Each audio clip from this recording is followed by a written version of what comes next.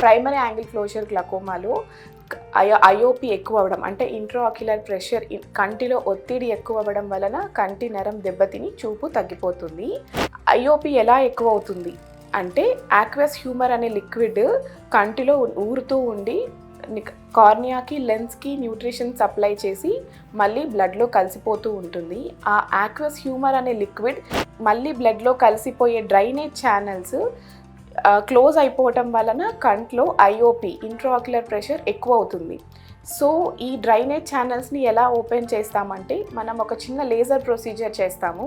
దాన్ని పెరిఫెరల్ ఐరిడాటమీ అంటారు. So iris భాగంలో మనం ఒక చిన్న రంధ్రాన్ని లేజర్ ద్వారా చేసి ఆ డ్రైనేజ్ ఛానల్స్ని ఓపెన్ అప్ చేసినప్పుడు ఈ స్పేస్ కూడా ఇంక్రీజ్ అవుతుంది. సో లేజర్ చాలా చిన్న ప్రొసీజర్, అచ్చం స్లిట్ ల్యాంప్ లానే ఉంటుంది మషీన్.